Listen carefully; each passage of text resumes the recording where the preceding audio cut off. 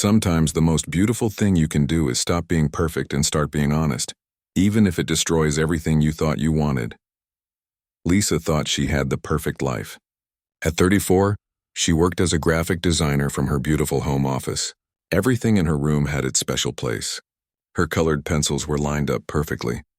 Her computer desk was always clean. Even her coffee mug sat in the exact same spot every morning. Her friends often said they were jealous of her organized life. Lisa would smile when they said this, feeling proud of how well she managed everything. She liked being the person others looked up to, the person who seemed to have it all figured out. Her husband Mike was a businessman who worked at a big company downtown. They had been married for 8 years. Their wedding photo still hung on the living room wall, showing two people who looked so happy and in love. Lisa would dust those frames every week, making sure they stayed perfect just like everything else in their home. Every morning started the same way. Lisa would wake up at 6:30, make coffee and check her emails while Mike got ready for work. He would kiss her goodbye and say, "Have a good day, honey," before leaving in his black car.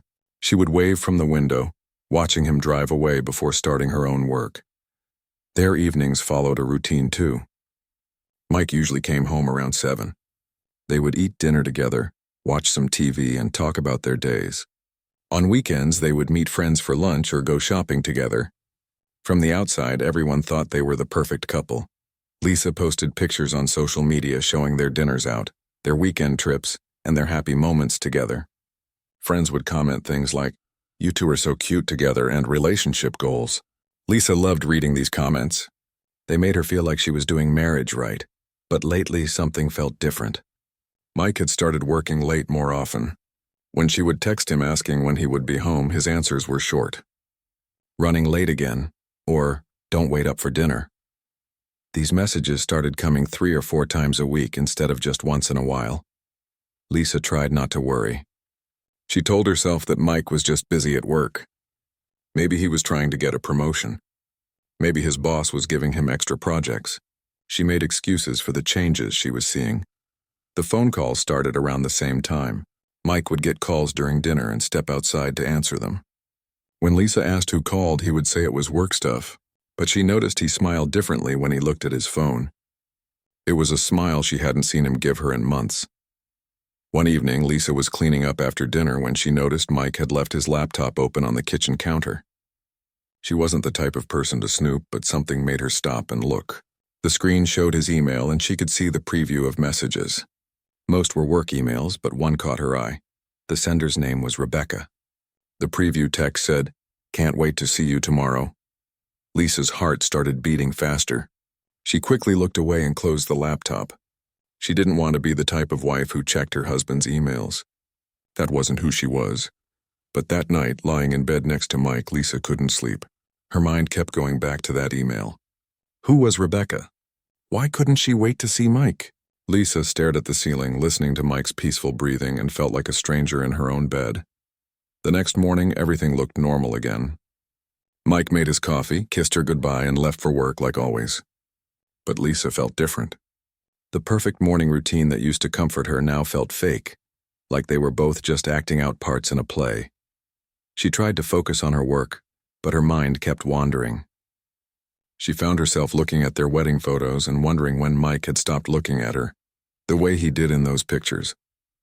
When had his goodnight kisses become quick pecks instead of real kisses? When had they stopped really talking to each other? That afternoon, Lisa decided to surprise Mike at his office. She rarely did this, but she thought maybe they needed to break out of their routine.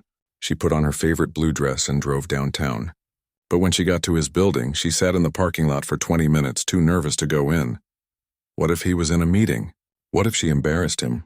What if Rebecca was there? Lisa realized she was scared of her own husband's reaction to seeing her. This thought made her feel sick to her stomach. She drove home without going inside the building. When Mike came home that evening, she didn't mention her trip downtown. Instead, they went through their normal routine of dinner, TV, and small talk about nothing important. But Lisa was changing inside. The woman who had always valued order and perfection was starting to question if her perfect life was really perfect at all. The cracks in her marriage were small, but they were growing bigger every day. That night, as Mike slept beside her, Lisa made a decision. She would find out the truth about Rebecca and those late nights at work. She would find out what was really happening to her marriage. But she had no idea that the truth would change everything about the life she thought she knew. The perfect world Lisa had built was about to crumble, and she would have to decide what kind of person she wanted to be when it all fell apart. 3 weeks passed after Lisa saw that email from Rebecca. 3 weeks of pretending everything was normal while her world slowly fell apart inside. She still made coffee every morning at 6:30. She still waved goodbye to Mike from the window. She still kept her office perfectly organized. But now every normal action felt like acting in a movie. Lisa found herself watching Mike differently. She noticed how he checked his phone constantly during breakfast. She saw how he smiled when certain messages came in. She watched him get dressed for work, wondering if he was choosing his clothes for someone else now. The late nights became even more frequent. Mike would call around 5 o'clock and say he had to work until 9 or 10. Sometimes he didn't come home until almost midnight. When Lisa asked what project was keeping him so busy, his answers were always vague. Big client stuff or year-end reports, he would say. Not looking her in the eyes, Lisa tried to be the understanding wife. She would keep his dinner warm in the oven. She would stay awake watching TV until she heard his car in the driveway. But every night he came home later, she felt more like a stranger in her own house. One Thursday evening, Lisa couldn't take it anymore. She drove to Mike's office building at 8 o'clock. His car was not in the parking lot. She sat there for an hour, watching other people leave their jobs and go home to their families. Mike's car never showed up. When he came home that night at 10:30, he kissed her cheek and said he was exhausted from the long meeting. Lisa wanted to ask where his car had been, but the words stuck in her throat. Instead, she just nodded and said she hoped he wasn't working too hard. The next morning, Lisa did something she never thought she would do. While Mike was in the shower, she looked through his wallet. Behind his credit card, she found a receipt from an expensive restaurant downtown. The date was yesterday, the same day he said he was in meetings until 10:30. The receipt showed dinner for 2 people, 2 glasses of wine, 2 desserts. The total was more than Lisa usually spent on groceries for a whole week. Her hands shook as she put the receipt back exactly where she found it. That afternoon, Lisa called Mike's office. She told his assistant she wanted to surprise him with lunch. The assistant, Jenny, sounded confused. "Oh, Mike took the afternoon off," Jenny said. "He said he had a doctor's appointment." "Did he not tell you?" Lisa hung up the phone feeling sick. There was no doctor's appointment. Mike was perfectly healthy. He had lied to his assistant and he had lied to her. The perfect husband she thought she knew was living a completely different life. She started paying attention to their bank account for the first time in years. Mike had always handled their money and Lisa trusted him completely. But now she looked at their online banking every day. She saw charges at restaurants she had never been to, hotel payments in the city, expensive gifts from jewelry stores. Each new discovery felt like a punch to her stomach. But the worst part wasn't the money Mike was spending. It was how easily he lied to her face every single day, how he could kiss her goodbye in the morning and then spend the afternoon with another woman. Lisa found herself crying at strange times. While making coffee, tears would suddenly start flowing.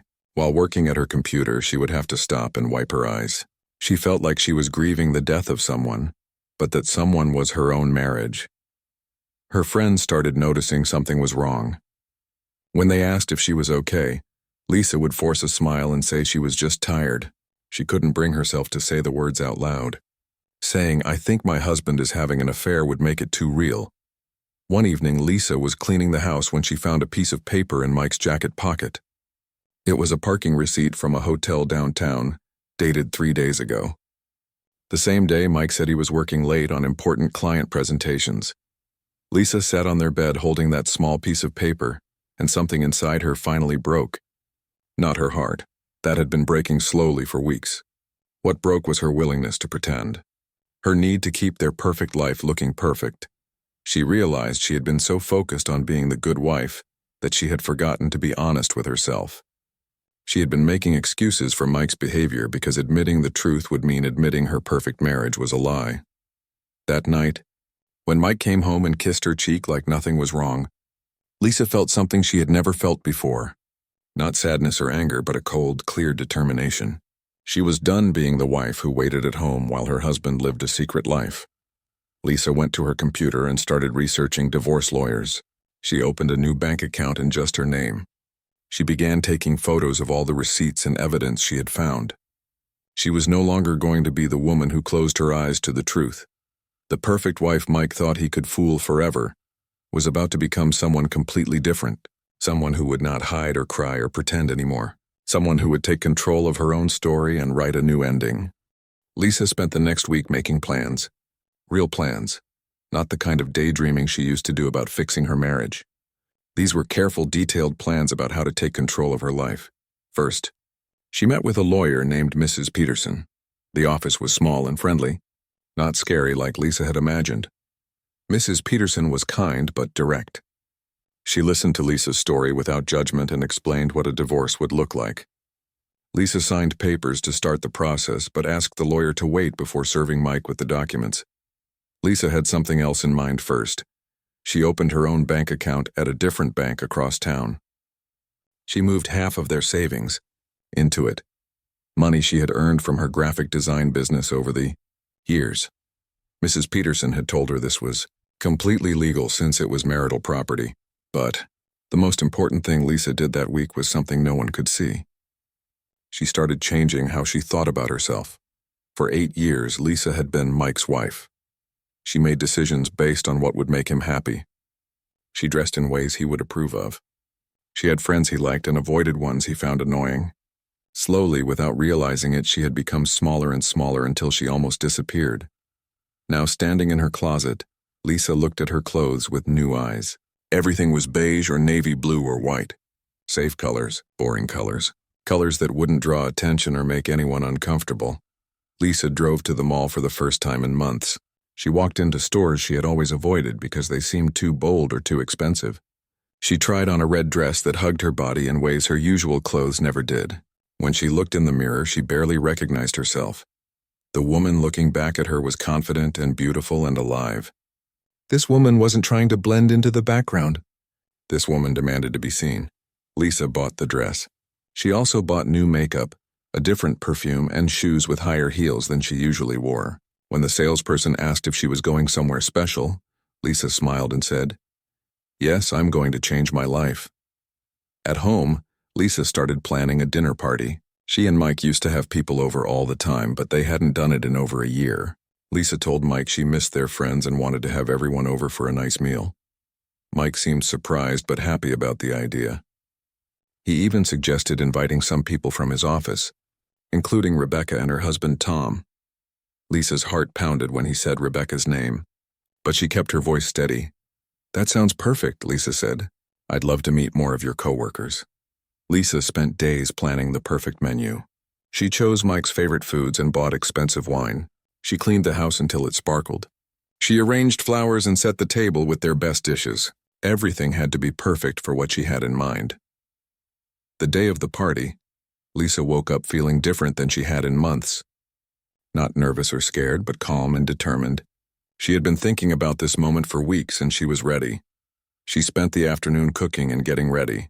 When it came time to get dressed, Lisa put on the red dress she had bought at the mall. She did her makeup carefully, making her eyes look bigger and her lips look fuller. She styled her hair in a way she had never tried before. When Mike saw her, his mouth actually fell open. "Wow," he said. "You look different. Amazing, but different." Lisa smiled at him. It was the first real smile she had given him in weeks. "I feel different too," she said. The guests started arriving at 7. Lisa played the perfect hostess, greeting everyone with drinks and appetizers. She laughed at jokes and asked questions about people's jobs and families.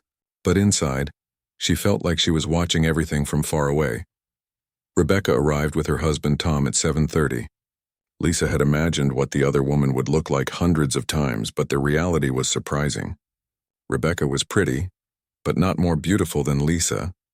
She was young, but not dramatically younger. She seemed nervous and avoided looking directly at Lisa. "You must be Rebecca," Lisa said, extending her hand. "I've heard so much about you." Rebecca shook her hand with a weak grip. "Nice to meet you," she mumbled. Lisa studied Rebecca's face as they talked.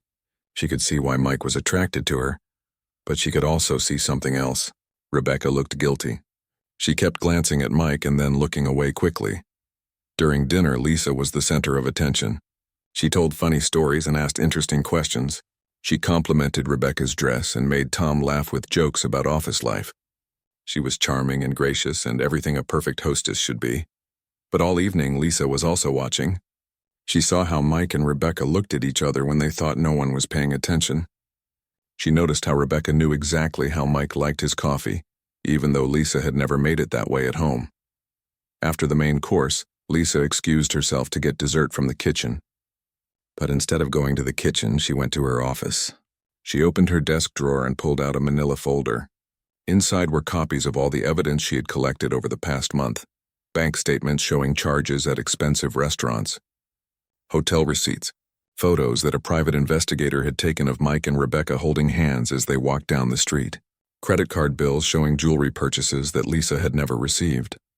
Lisa had hired the investigator 2 weeks ago, not because she needed proof of what Mike was doing, but because she wanted to know everything. She wanted to understand the complete picture of how her husband had been lying to her. Now, holding the folder in her hands, Lisa felt a strange sense of peace. She was about to do something that would change everything. Something that would probably shock their friends and humiliate Mike and Rebecca. But for the first time in months, Lisa felt completely honest about who she was and what she deserved. She was done hiding from the truth. She was done pretending everything was fine. Lisa walked back to the dining room where everyone was laughing and talking over wine. They all looked so comfortable and happy. In a few minutes, that would all change. She stood at the head of the table, still holding the folder, and smiled at her guests. "Before we have dessert," Lisa said, her voice clear and strong, "I have something I'd like to share with everyone." The dining room went completely quiet. 8 people sat around Lisa's perfectly set table, looking up at her with curious faces. Wine glasses hung halfway to lips. Conversation stopped mid-sentence. Even the soft music playing in the background seemed to fade away. Lisa stood at the head of the table in her red dress, holding the manila folder like it was the most precious thing in the world. Her heart was beating fast, but her hands were steady. She had practiced this moment in her mind dozens of times over the past week. Mike looked confused but not worried yet. He probably thought she was going to make a toast or tell a funny story about their marriage. Rebecca, on the other hand, looked like she wanted to disappear into her chair. Her face had gone pale, and she kept glancing between Lisa and Mike with wide, frightened eyes. "You know," Lisa began, her voice calm and clear, "I've always believed that honesty is the most important thing in any relationship. In marriage especially." Their friends nodded and smiled, thinking this was going to be a sweet speech about love and trust. Mike raised his wine glass slightly, like he was getting ready to toast along with whatever Lisa was about to say. "So I think it's important that everyone here understands what real honesty looks like," Lisa continued. She opened the manila folder and pulled out the first piece of paper. "Because I've learned some very interesting things about honesty lately." Mike's smile started to fade. He put his wine glass down and looked more carefully at what Lisa was holding. Rebecca's husband Tom was still smiling, completely unaware that his world was about to change too. Lisa placed the first document on the white tablecloth. It was a bank statement with several charges highlighted in yellow. "This is from our joint account," she said casually, like she was showing everyone photos from their vacation. "These highlighted charges are from restaurants that Mike and I have never been to together." The room got even quieter. Their friend David, who was sitting closest to Lisa, leaned forward to look at the paper. His eyebrows went up when he saw the amounts. $200 for dinner. $300 for another meal. These weren't business lunches. Mike stood up quickly, his chair scraping against the floor. "Lisa, what are you doing?" His voice was tight with panic. "I'm being honest," Lisa replied simply. She pulled out another paper. "This one is interesting too." She placed a hotel receipt on the table next to the bank statement. "The Grand Hotel downtown. Last Tuesday afternoon. The same day Mike told me he was in back-to-back meetings until 8 o'clock. Rebecca made a small noise like a whimper. Her husband Tom finally stopped smiling and looked at his wife with confusion. "Rebecca? What's going on?" Lisa kept going. She was like a machine now, calmly and methodically laying out each piece of evidence. Credit card statements showing jewelry purchases. Another hotel receipt. A parking ticket from outside an expensive restaurant on the same day Mike said he was sick with food poisoning. Lisa, stop this right now, Mike said, his voice getting louder. This is crazy. You're embarrassing yourself. But Lisa wasn't embarrassed at all. For the first time in months, she felt completely free. She pulled out a photograph and placed it on the table. It showed Mike and Rebecca walking hand in hand down a busy street, both of them laughing about something. The photograph landed right in front of Tom, Rebecca's husband. He picked it up with shaking hands and stared at it like he couldn't believe what he was seeing. This was taken last Thursday, Lisa explained, around 2 o'clock in the afternoon. I have several more if anyone would like to see them. Their friends sat frozen, not knowing where to look or what to say. This was supposed to be a fun dinner party, but it had turned into something none of them knew how to handle. Some people were staring at the evidence on the table. Others were looking at Mike, who had gone from confused to angry to desperate in just a few minutes. Rebecca finally spoke up, her voice barely a whisper. Lisa, I'm sorry. I never meant for, oh, you don't need to apologize to me. Lisa interrupted, still smiling that calm, peaceful smile. You need to apologize to Tom, he's your husband. All eyes turned to Tom, who was still holding the photograph. His face went through several emotions: confusion, understanding, hurt, and then anger. He looked at his wife like he had never seen her before. How long? Tom asked Rebecca, his voice cracking. Rebecca started crying, but Lisa wasn't done yet. She pulled out more papers. Bank statements showing that Mike had been moving money from their joint savings account into a private account Rebecca knew about. Hotel bills going back 6 months. Restaurant charges, gift receipts, even airline tickets for weekend trips Lisa knew nothing about.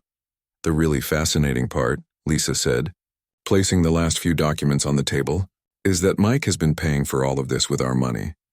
Money I earned from my business. Money I thought we were saving to buy a bigger house. Mike tried one more time to take control of the situation. This is insane, Lisa, you're having some kind of breakdown. Everyone should just go home, but nobody moved. They were all staring at the evidence spread across Lisa's white tablecloth, like pieces of a puzzle that finally made a complete picture. Lisa reached into the folder one more time and pulled out a thick stack of papers. These are divorce papers, she announced. I've already signed them. Mike, you just need to add your signature. She placed the divorce papers right in the center of the table on top of all the other evidence. The room exploded into chaos. Tom stood up so fast his chair fell over. Rebecca was crying harder now, trying to explain herself to her husband. Mike was shouting at Lisa, calling her crazy and vindictive. Their friends were gathering their purses and coats, clearly wanting to escape this nightmare as quickly as possible. But through it all, Lisa stood calmly at the head of her table, still wearing that serene smile. She had opened the door to the truth, dropped every piece of evidence on the table, and she felt no shame at all. Because for the first time in her marriage, she was being completely honest about who she was and what she deserved. And that honesty felt better than any perfect dinner party ever could. The dinner party ended in complete chaos. Tom grabbed Rebecca's arm and pulled her toward the door, demanding answers she couldn't give through her tears. Mike's face was red with anger and embarrassment as he tried to explain himself to their friends, but nobody wanted to listen. Within 15 minutes, Lisa's house was empty except for her and Mike. The dining room looked like a disaster zone. Wine glasses sat half full on the table. Dinner plates were still covered with food nobody had finished eating. And in the middle of it all, spread across the white tablecloth like confetti, were all the pieces of evidence that had destroyed 2 marriages in one evening. Mike paced around the dining room like a trapped animal. Are you happy now? He shouted. Are you happy that you've ruined everything? Lisa sat down in her chair and looked at him calmly. She felt strangely peaceful, like she had just finished running a marathon she had been training for her entire life. I didn't ruin anything, Mike, she said quietly. I just told the truth about what you already ruined. Mike tried to argue with her. He said the affair didn't mean anything. He said Rebecca was just going through a hard time and he was helping her. He said he still loved Lisa and wanted to work things out, but his words sounded hollow and desperate, like someone trying to sell something nobody wanted to buy. Lisa listened to him make excuses for about 10 minutes.